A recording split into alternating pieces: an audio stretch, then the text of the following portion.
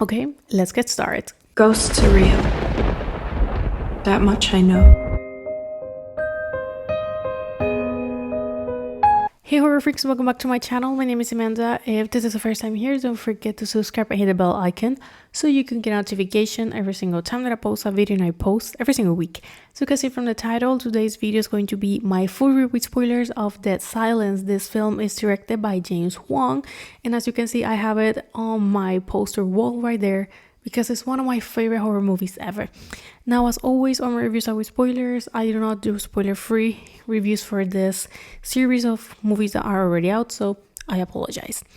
But saying all that, let's get into the video. Dead Silence follows a young widower that returns to his hometown to search for answers to his wife's murder, which may have been linked to the ghost of a deceased ventriloquist. Now, to give a brief summary of this film, the film opens with an explanation of what is a ventriloquist. That is essentially when a person is able to mimic a puppet's voice without actually opening the mouth. Like, it's all here with the throat. It's very weird, but very impressive. I have never been able to do that. I tried. I'm not gonna lie that I tried. So we have the opening credits. We have someone trying to make the perfect doll, but we don't never really see it being completed. And we have the title card and all that, but then it jumps to a couple in an apartment that it's Lisa and Jamie. They are on the middle of the night, that they are just hanging on the apartment when they receive a package. Now inside of the package is a doll that is actually Billy, that is the one that is here featured in the poster. Now they receive this doll without anything, without a card, without a name. They don't know what it is, but Lisa starts telling Jamie that this reminded her of a ghost story of their hometown because they are both from the same place, and she starts telling him about the legend of Mary Shaw, who was a woman that was a ventriloquist. Now basically the legend says is that beware the stare of Mary Shaw. She had no children, only dolls, and if you see her in your dreams, remember to never ever scream. Now, Jamie gets out of the apartment in the middle of the night because he wants to get some food, and also for Lisa, and Lisa gets killed by someone, we don't know who. He returns to the apartment and of course finds the corpse. He's been treated as the major suspect. I mean, of course, everything basically says that he could have been the killer, but of course he is innocent. We saw him being out of the apartment. He has to return to his hometown with Lisa's body. And when he is on his hometown, he decides that he wants to investigate the legend and to see what the hell was happening. And this is what he does. He re-encounters with his father. They don't have the best relationship. He has a new girlfriend, a younger woman, since Jamie's mother is dead. And when he is making all the investigation, he finds out what actually happened to Mary Shaw. Basically, what happened to her is that she had a show on a theater on the town, and she was a ventriloquist. So her show was about her puppets. And this kid basically says to her in the middle of the show, like, you're lying, I can see your lips. She feels threatened by this, and she kills the boy. Like, she kidnaps the boy and kill it. While her being guilty is not something that is not confirmed until later on the film. That was enough reason for the parents and some families of the town to kill her. They took out her tongue, so that's why the legend says that don't scream, because if you scream when you see her, she will keep your voice, since she was a ventriloquist. So she was killed, and now her soul, as revenge, is killing all the descendants from their families, and that includes Jamie, since this is something that Jamie's father told him, like, yes, someone from their family was there. And they basically link it that every single person that was related to those families has been killed in the same way as also Lisa. She didn't have a thumb, and her mouth right here kind of looked like a puppet with the lines, like resembles like the puppet mouth and jaw here. So everything is connected, but of course, who the hell is going to believe them that a ghost is killing them, right? The detective is kind of believing Jamie, so they go to the theater. They actually found all the dolls that they were supposed to be buried with Mary Shaw, but the detective realizes very quickly that they aren't when they're supposed to. So they go to the theater that was also Mary Shaw's home. They encounter the ghost, and this is when the first plot twist comes. You may be thinking, why Lisa was killed? Was her family related? No, but she was pregnant.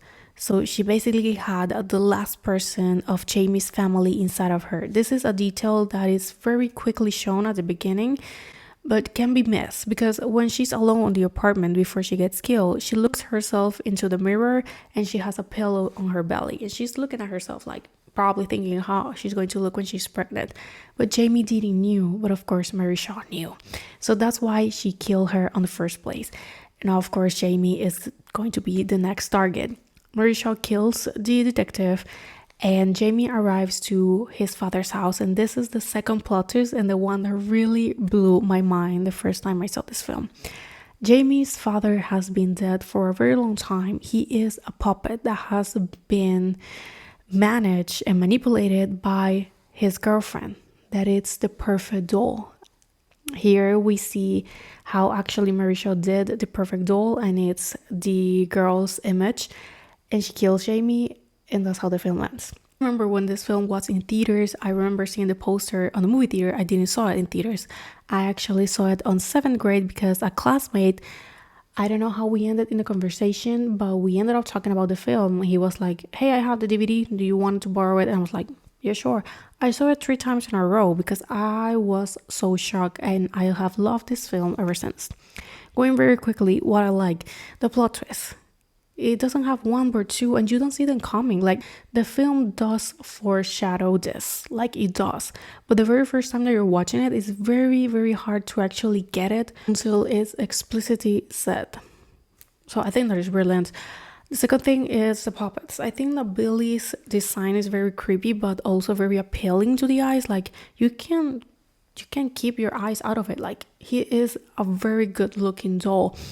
And all the other dolls are kind of ugly, so he's the best one. And the perfect doll, like, that moment was so damn brilliant. And also Mary Shaw, like, her appearance, I think that they did a fantastic job because she's creepy as hell. Something that I also really like about this film, it's the coloring. The film is very bluish, and the other color that really pops is red. So it's a mix of bluish with red and black, but it's not a dark film. Like, it's pretty bright, but it has like a blue film, like for example like Twilight, like that type of thing. And I cannot see that silence without that blue tint slash film or filter, whatever we want to call it. The soundtrack, I love this soundtrack. It's so creepy, fits perfectly with this doll theme. Is brilliant. So for me, this film is a 5 out of 5. I don't care. For me, this film is excellent. So I am so sad to the fact that this film is so underrated and has so many bad reviews, and it's actually one of the worst reviews films of James Wan, when it's one of my favorite works of him. Like, the man, he's a very good director. I really like his way of doing horror, but for me, this is one of his best films, and it's so sad for me that that's not the general opinion. So I don't think that counts as an unpopular opinion that The Silence is a good film, but definitely counts as an underrated film. Like, I was so impressed the first time that I saw it, and every single time it blows my mind, and I love it. It's even comforting for me, like, gives me comfort.